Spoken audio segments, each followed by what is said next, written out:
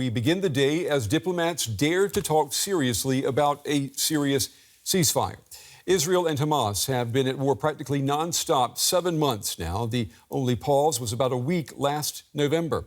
Tonight, something more substantial appears to be in the works. Israel is reportedly offering a limited ceasefire in exchange for the release of 33 Israeli hostages. Hamas reportedly is demanding the release of hundreds of Palestinian prisoners held in Israeli prisons. Now, will Hamas and Israel, will they find common ground? Will a no be a green light for Israeli troops to launch their ground offensive against Rafah? This is what Israel's closest allies said on Monday. Arab and Western foreign ministers are meeting in Saudi Arabia with the war in Gaza on their minds. This is the U.S. Secretary of State's 7th visit to the Middle East since the October 7th attacks, and he's urging Hamas to accept this deal: a 40-day ceasefire and the release of Palestinians imprisoned by Israel in exchange for more than 30 Israeli hostages held by Hamas. Hamas has before it a proposal that is extraordinarily generous on the part of Israel. And in this moment, the only thing standing between the people of Gaza and a ceasefire is Hamas. They have to decide, and they have to decide quickly. Conditions in Gaza have worsened. Overnight, 3 separate Israeli attacks killed 22 people in Rafah, hitting 3 houses, including that of the Abu Taha family. Their small child died in the attack. We were sitting in our homes, and then the house was bombed, and we didn't know anything. Everyone was sleeping in their bed. The displaced, those who were not displaced, most of these martyrs were displaced in addition to the family living here. 10 members of the family and the displaced were killed. They have nothing to do with anything. All of them are girls and women. This is the target they're looking for. Israel still plans to invade Rafah to root out what officials say are Hamas militants hiding in the city. The new ceasefire on the table is only an extended pause. Israel has said once it's over, it will resume its assault on Gaza, potentially worsening the scale of a humanitarian crisis nearing its 7th month. All right, I want to pull in now Hans-Jakob Schindler. He's an international diplomacy analyst and the senior director at the Extremism Project. He joins us tonight from New York. Mr. Schindler, it's good to see you. So diplomats, they have been open, especially in the last 24 hours, about their optimism about this possible ceasefire deal. What does this tell you? Well, I mean, we are close, undoubtedly, but I'd like to add a word of caution. We've been close before. It has frequently really been a problem that the leadership in Gaza of Hamas was not willing to accept the conditions of a deal that the Hamas leadership outside Gaza, for example, in Qatar, was willing to accept. So while there is pressure, not just from Secretary Blinken, but also 13 nations collectively called on Hamas to take the deal and to release the hostages, it's only over when it's over. And that is the international community pressuring Hamas, what you just mentioned. What about the pressure on Israel to make this ceasefire deal a reality?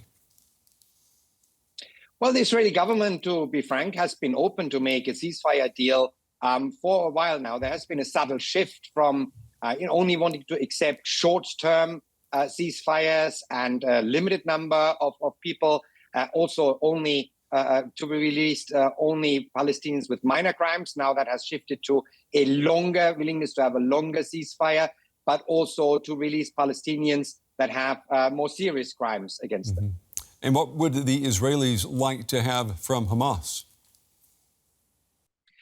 Look, I mean, it's very clear that the general aim of Israel's operations in Gaza, i.e. the destruction of Hamas as an ongoing terrorist concern, is still and remains still one of the main targets, the other ones, of course, being the hostages. And this is where the problem exists. The hostages are at the same time for Hamas their life insurance.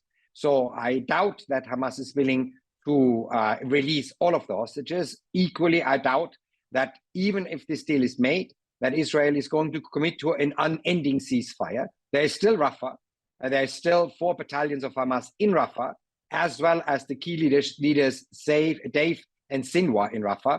they cannot leave Rafah alone. Otherwise, Hamas will reconstitute very fast after they leave. And so how do you see this? If Hamas does not take this deal, will that be a green light then for an Israeli ground operation into Rafah? Let me formulate like this. If the Israeli government can't get the hostages back with this deal very shortly, they've been preparing for the Rafah offensive, planning, talking to the American government about their plans, how to protect civilians in Gaza during the offensive. If they can't get the hostages back, the Israeli government has no choice. They will have to do this offensive and try to free the hostages by force rather than through negotiations. All right, another topic that's on the radar, particularly in Israel. Israeli media are reporting that the International Criminal Court might soon issue arrest warrants for senior Israeli government and military officials. I mean, do you see this timing as a coincidence, or is there something more here? Well, I mean, first of all, the plan is potentially to issue arrest warrants, not only for Israeli senior military officials, but also for Hamas officials. So if it happens, it hopefully will be a biased approach, looking at what happened. An arrest warrant is not necessarily yet a conviction of guilt, mind you.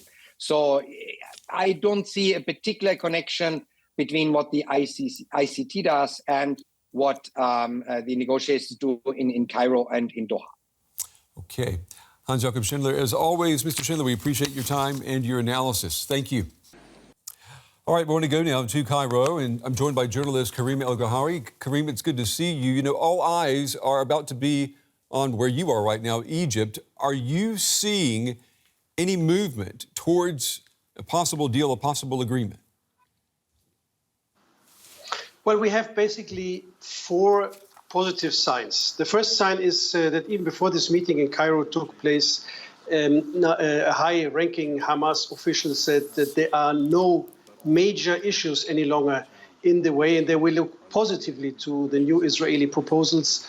The second sign is there was a delegation of the Egyptian security in Israel last Friday. They came back, and we have heard from sources of the Egyptian side that there are concessions on the Israeli side. The third thing is what you already mentioned. That is what U.S. Foreign Minister Blinken said about a general proposal.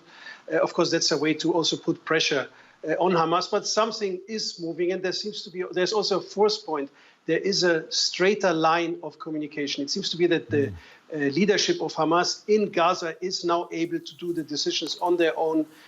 Before, this was always through the political leadership in Qatar, had to go back through the Egyptians to Gaza. Then it took days because the leadership in Gaza is undercover until the answer came back. So a much straighter line of communication, which is, of course, important. And Karim, do we know what is being asked of the Hamas delegation in Egypt? Well, I think nothing new. It's to release the hostages and to keep a ceasefire once it's agreed upon. All the other questions are questions or issues of the post-war order, and there seems to be until now no coherent plan from neither side about this time. Can we say then that there have been any concessions made by Israel in this agreement, this offer? Yeah.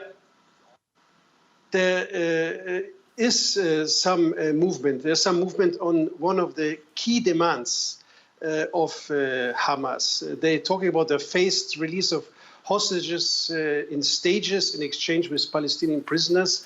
And at least in the second phase, there should be an agreement for a permanent ceasefire. So that's a key demand, the permanent ceasefire of Hamas.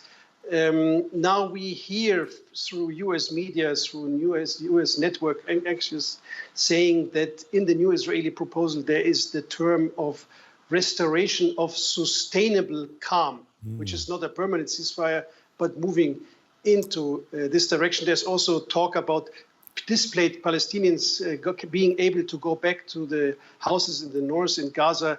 That is also, of course, related to the prolonged presence of the Israeli army in the Gaza Strip. And, you know, something we're seeing that we have not seen is diplomats are now rather open with their optimism about what's about to happen. What do you think is behind this momentum for a deal at this point? Well, I think one word, pressure. pressure on all sides. I mean, Hamas is under pressure to avoid any kind of military offensive in Rafah. The Israeli government is under international pressure, not at least by their most important ally, the US, to agree to a ceasefire and to put the Rafah offensive at least onto the back burner. I think it's also we have a case where the US President Joe Biden himself is under pressure through the protests in the US universities and is handing down the pressure now onto Netanyahu. In addition to that, Netanyahu is under pressure at home because people see that there's a failure that he didn't bring back the hostages in the last 6 months. All that created a movement in these negotiations. We will see if it will lead to the conclusion of the talks, especially before the Rafah offensive, because if this offensive happens, of course, all the deck of cards will be reshuffled again. Journalist Karim El-Gawhary with the latest from Cairo tonight. Karim, as always, thank you.